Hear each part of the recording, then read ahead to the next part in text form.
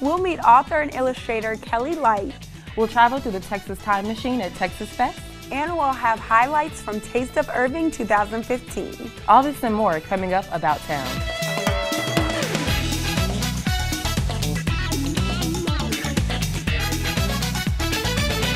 Hello everyone and welcome to About Town. I'm Zipporah Hopkins. And I'm Letitia Niembo. We're filling in for Kathy Whiteman this week, but she'll be bringing us news on the 4th of July parade and Irving Reads later in the show. Susan Kamyat is back with a review of her favorite film of 2015, Me and Earl and the Dying Girl, which recently played at the Dallas International Film Festival. As always, we invite you to email us and let us know about stories you like to see and events you like to promote. So please email us at ictn@cityofirving.org. Noted author and children's book illustrator Kelly Light visited the Valley Ranch Library, and she talked with Susan Kamyat about sharing her love of art with young readers. Louise Loves Art. It's a picture book. It came out this year. It was very exciting. It's my first published picture book. Kelly Light is the noted author-illustrator of the popular children's book, Louise Loves Art. Louise is about a little girl who is obsessed with art. She's obsessed with drawing and creating and getting her imagination on the outside. And it's all that she does. She just draws, draws, draws. And she also happens to have a little brother who gets into her stuff. Might mess it up a little bit like many younger siblings do, and his name happens to be Art. Now Kelly has made a special visit to the Valley Ranch Library so that she may spread her knowledge of illustration to the children of Irving. First, we're going to do a character design workshop. So I'm going to talk to the kids about what is a character, what happens when you do a drawing, but you give that drawing personality, you give that drawing life, you give that drawing a world to inhabit, and what makes that actually turn into a character, and the character then can have a story. The character Louise comes from a personal inspiration. I was thinking a lot about how I was as a little girl. I've been drawing as long as I could hold a pencil or a crayon, and I just started to draw a little girl who drew all the time, and it just came out of that. As Kelly instills her creativity in these kids, she explains why Louise wasn't the only one who loved art. The first line of the book is, "I love art. It's my imagination on the outside." And it's the first line that I wrote, and I wrote it, and I actually thought, well, that's exactly what it is. You can do anything with a pencil and a piece of paper. You can create anything. You can make anything happen. It's magic. Kelly's workshop put a spark in these kids' imagination. If you give a kid a piece of paper and a pencil, there's nothing better. For About Town, this is Susan Kamyat reporting. And then they turn into bigger scribbles. And I do pages. Irving Public Library has events all year long for book lovers of all ages. Visit cityofirving.org/libraries to learn more. Texas Time Machine was the theme for Texas Fest 2015. Kathy Whiteman was there and she brings us these highlights.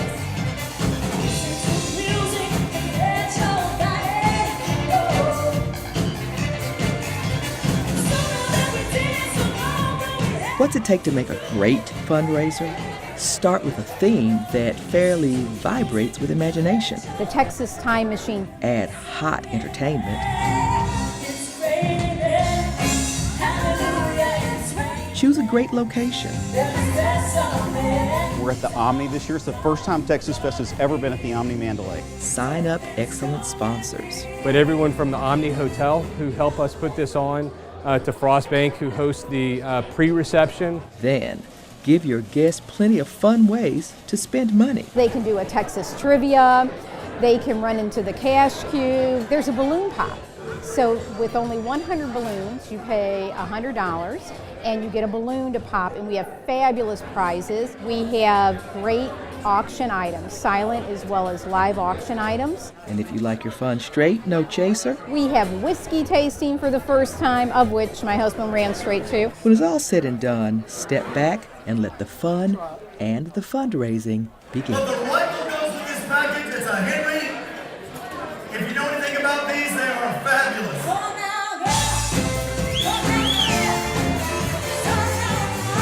This year's Texas Fest had it all, and guests jumped right into the spirit of things.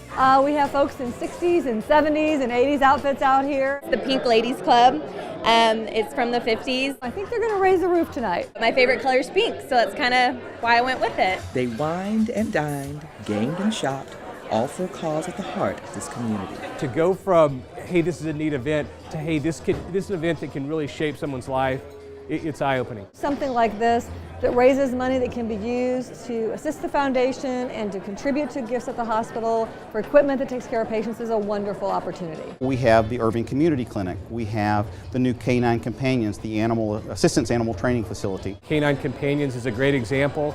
The Kincaid campus that is currently underway being constructed. I mean, it's potentially life-changing. In 1999, he and his team were ambushed, and Jason was paralyzed as a result of the incident. Stand up and please welcome Staff Sergeant Jason Morgan. And I just want you to know the lives of these dogs change. There's a lot of vets out there that need a dog like this, that need encouragement and strengthening, that fought for our freedoms. And they need all the tools they can get. There's also, kids with disabilities that these dogs make a world of difference. That's our mission, and that's a noble mission. And that's another reason we love raising money, because it turns into healthier lives for people. This is Kathy Whiteman reporting. To learn how you can help the Irving Healthcare Foundation with its mission for wellness, visit healthyirving.org. Irving ISD always encourages literacy in our community. Kathy talks with Patricia Alvarado about the 5th annual Irving Reads. Thanks, Letitia. Congratulations on 5 years for Irving Reads. Patricia Alvarado is, and you'll have to give me your title again if you don't mind. Director of Digital Media and Learning Resources. For Irving ISD. Yes. And you guys really have had a wonderful amount of success with your Irving Reads program. For folks in our audience who don't know what the program is, could you describe it? Well, every year, the last week in May, the last Friday in May, for 10 minutes at 10 o'clock, we have what's called the 10 at 10.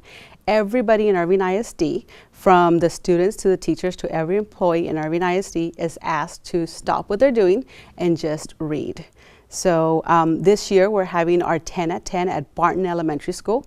Our superintendent, Dr. Parra, is doing the kickoff there.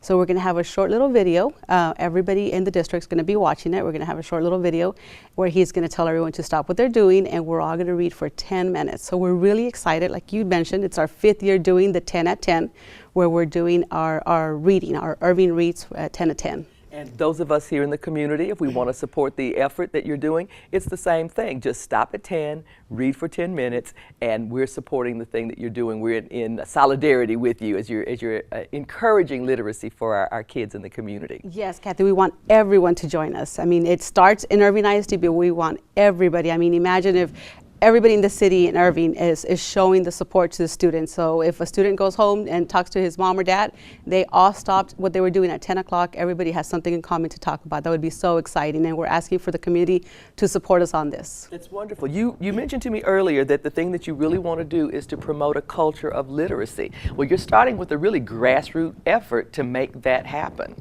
Absolutely. This year alone, we're putting into the hands of students. So this is just an event to kick off the summer reading program that we're really promoting here in Irving. We're doing a donation. So the school district really believes in putting books in the hands of students, and more than 90,000 books are being donated to the students, or are being given to the students to take home this year, from pre-K all the way through 7th grade. And over the last 5 years, it's been more than 400,000 books. Our goal, I know it's a lot of books. Our goal is to eventually put 1 million books into the homes of our Irving ISD students. That is absolutely wonderful. So let's remind our audience then the date for our Stop at 10 o'clock and Read. When is that? May 29th. It's going to be at 10 o'clock. For 10 minutes. There's going to be a short introductory video. If you're in the district, you're going to see that. And Dr. Parra is going to announce to everybody to stop what they're doing, and we're going to read for 10 minutes. So whether it be a magazine, an ebook, anything that you have, just stop, do what you're doing, and for 10 minutes, pick up a book, show everyone how important reading is. Just let everybody know that you're in it with us, that reading is important, And we're going to be doing the same thing. It's really important to us. It's really important to show our students that reading is the foundational skill for learning. Absolutely. Thank you so much for taking your time to be here today. Remember, 10 at 10 on May 29th, and we're in the mix with you. Thanks so much. Thank you, Kathy. Back to you, Zipporah. Me and Earl and the Dying Girl is a new film from native Texan Alfonso Gomez Rejon. Susan Kamyat says it was a major hit at the Dallas International and Sundance Film Festivals. She talked with the director and stars of the movie. I have no idea how to tell this story. I don't even know how to start it. This is the story of my senior year of high school and how it destroyed my life. Your father and I want to talk to you about something sad. Rachel Kushner has been diagnosed with leukemia. That sucks. It sucks. It sucks quite a bit. Me and Earl and the Dying Girl is the best film of the year so far, partly because of the genuine friendships portrayed by the talented young cast. No, I was going to ask what were y'all's first impressions of each other? Oh. Mean? Very nervous. I was nervous to meet Olivia. I was like, oh no, she's got an accent. She's going to be like way smart or something. That's not true. No, I don't know. I thought she was cool. Very. She had a sense of humor. I thought she was really cool. Keep it going. Had a nice, cool jacket on. Mouth. Cool mouth. RJ has a great hair. Has a great sense of style. Always has jewels in his ears. Loves lemonade. Loves lemonade. Adores lemonade. Adores And lemonade. Chipotle. Yep. And that's that. And you're cool too. Cool, thanks. I love how Greg's teacher tells him how even after someone dies, you can keep learning about them. Yeah. What's something that you guys hope people remember or know about you even after you're gone? Oh my God. Wow. Man. I hope this movie is still, people are still watching this movie. That would be cool. That'd be cool. I hope people think I did a good job. You did. In life. Yeah, you did a good job. That I did Only a good leave job. a The stain things I on the world, did. not just a mark, because you can move a mark anywhere, but a stain, oh, it takes some time to get Poo that stain? out. No, not a poo stain, because then it stinks a little. No, like a mustard Well, it stain or depends. ketchup, you know, because it's still tasty. It's just a dry form of tasty. That is a heavy question. The only answer that I could have is that I hope that whatever movies I end up making over the course of my life that will stand the test of time. We'll see if people are talking about me and Earl and Dying Girl in 25 years or 30 years away. I'm still talking about The Breakfast Club. I don't know. So it's too soon for that. I'll just continue to try to do good work, and I'll fail a lot, and sometimes a good one will come along, but hopefully that when I'm gone, that a few of them remain. Yeah, because I read that you said that the story reminded you of kind of the John Hughes. The way that was the first time that I saw a film, specifically the Anthony Michael Hall character, where I saw myself and I felt what he was going through, and it spoke to me at that age. I was 12, I think, when I saw the film, or 11, 12, 13. Very critical age for me at that point in my life. And when I would see in that film was truth, and they were talking the way I spoke. Well, not really, but I just understood it. It didn't talk down to teenagers, and it really gave them a voice and a personality, and they really, you know, sometimes when you're dealing with little problems, a relationship, your first breakup when you're that age, it's the worst thing you've ever experienced, and to have someone like John Hughes deal with it in such an adult way and not talk down to kids, to teenagers, I had never seen that before in a movie. Yeah. So I like that we don't talk down to teenagers in this movie, and I think portray them accurately. So this movie is definitely going to go into my, like, whenever I need a good cry film. Oh. Instant cue. I'm sorry. Definitely, no, that's a good thing. It touches you. But do you guys have a film that always makes you guys cry or tear up? The Lion King. Oh, Lion King, yeah, that's a good one. Blue Valentine. I feel, oh God, that wrecks me every time. Kramer versus Kramer is really sad. Dog Day Afternoon got me there a little bit too. Yeah. Like, I love Marley. You cried in Dog Day Afternoon? Oh. There's a little plot twist. I didn't know that about you. I can't watch Mufasa die in Lion King, like, ever again. Oh, yeah. I can't. I can't watch that movie with any girl or female type of, no, because if I cry. Female type? Yeah. Like anything close. Anything female Yeah. type. No. Don't come there with Lion King. Don't want to. Nah, we friends. Dude's terrified of calling somebody his friend. Dude's got issues. But how are you co-workers? We make films. Movies? They're terrible. Greg, you never told me. The idea behind each one was, we took a film that we liked, and we made the title stupider, and then made a new film to reflect the new title. It's a formula that only produces horrible films, but for some reason we keep using it. You need to make a film for Rachel. Hi, Rachel. Me and Earl and the Dying Girl is a unique and touching coming-of-age drama. The story is original and executed brilliantly through its strong cast and incredible soundtrack. It's an absolute must-see. For About Town, this is Susan Kamyab reporting. Greg, I suck. Nothing I do is any good thing. We agreed to do a film that we have no idea what it should look like or even be. What was I thinking? I'm so tired of you treating this girl like she a burden. Because somebody actually cares about you, her life is over after this.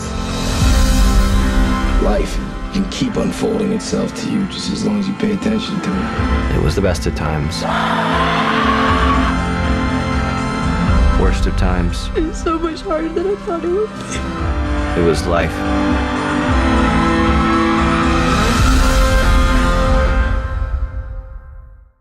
Me and Earl and the Dying Girl opens June 12th in the Dallas-Fort Worth area. For more of Susan's reviews and celebrity interviews, visit thischicksflix.com. There's still a little time left to register for the annual 4th of July parade. Kathy talks with Jackie Madden about how you can get involved. Thanks, Letitia. Jackie Madden joins me with details about the upcoming 4th of July parade, and I'm really glad to know that people still have a little bit of time to get their applications in. So let's talk about that first. The deadline to apply is June the 12th. Okay, great. So, and they don't necessarily have to know exactly what they're going to do, or do they? What information do you want? Well, we want to know if it's going to be an individual vehicle, if you're going to have a truck or trailer pulling a flatbed trailer, and if you're going to be a marching group, if you're going to have music. So those are the details that we'd like to know, how long it's going to be, so that'll help us with our staging process. Okay. And the best thing is you can apply actually online this year by going to irvingevents.org. There's an application there, and you can submit an entry there and also download the parade waiver. See, that is wonderful, because if people are sort of toying with the idea, they can find out more and, you know, then make that commitment by June 12th and get out there. It is so much fun. Yes, it is. The parade is fun. It's fun to get there, because I get there a little bit early and kind of walk the route so that I can know what's coming up. And just to see the community turn out the way they do in a variety of ways is so much fun to get out and celebrate our holiday. So the theme this year is what? Birthday Wishes to America. We're billing it as the biggest patriotic party of the year. I like that. That's great. Yes. That is great. So we're wanting all of the float entries to, in some way, pay tribute to America, whether it's through a historian, whether it's through a magical moment in history, or whether it's through a landscape. Or if you just want to do a basic red, white, and blue, we love you, we'll take that too. That is great. And once the parade is over, will there still be folks gathering at Heritage Park? Yes, we'll have a concert at Heritage Park. The Kenny Chavez band, they're going to give us a concert. We'll have our traditional watermelon reception. We have free activities for the kids, and we'll also have some birthday cupcakes. Birthday cupcakes. I'm turning out for the birthday cupcakes and the parade. You don't want to miss it. Absolutely. Jackie, thank you so much. And again, you can go online. Is that irvingevents.org? irvingevents.org, and June the 12th is our deadline. All righty, folks, get there so that you can get your place in the parade. Thanks so much for being here. Thank you. And we'll see you at the parade. Be there. Back to you, Zipporah. Not even the threat of thunderstorms stopped the 2015 Taste of Irving. The event just moved indoors. Susan Kamyab was there and brings us these highlights. Restaurants from all over the city have come together to provide samples of some of the best food Irving has to offer.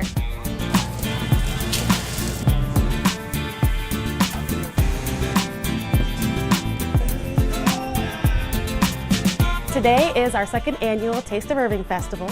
We're really excited to bring it back to Valley Ranch. It features Irving restaurants as well as craft vendors, music, free activities for the kids. It's a lot of fun. This free event allows food lovers to explore a variety of meals at an affordable price. The nice thing about this event is all food is sold for $5 or less. So it's not like when you go to the fair and it's $10 for a hot dog. Here you can sample several restaurants for $20. With so many delicious options, it might be hard for people to decide which to taste first. What we're setting up today is just some sushi. We have some spicy crawfish rolls, some California rolls, you know, just the basic stuff like some things that Americans like. We have our gourmet meatballs. It's a combination of beef and pork, a real good zesty marinara sauce, provolone cheese, Italian seasoning. We have the sweet and spicy meatball also, fresh red pepper on it. We pretty much specialize in hot subs though, so you're gonna get a portion of what Firehouse is about. We're gonna do tacos and nachos today. We got shredded beef and shredded chicken. Our motto is fresh, fast, and fun. So we strive on fresh food, fast service, and a fun atmosphere. The vendors were proud to share a sample of what they have to offer to Irving. I like getting out in the community, just showing who we are and how how we can help them and kind of what we offer. It's all about the community. So whether you wanted to indulge yourself in food or shop around for different merchandise, there was something for everyone at this year's Taste of Irving. For About Town, this is Susan Kamyab reporting. Up next for Irving Parks and Recreation, the Buster Brown Band continues the music series, A Tribute to Greatness, with hits from the golden age of Motown. The concert is Friday, May 22nd at 7 p.m. at Whistle Stop Plaza in historic downtown Irving. When you think about the books you read as a kid, if Golden Books comes to mind, then you'll definitely want to see the exhibit at the Irving Arts Center, Golden Legacy, Original Art from 65 Years of Golden Books. Continues in Carpenter Lobby through June 21st. Here's a preview and a list of creative things to do about town.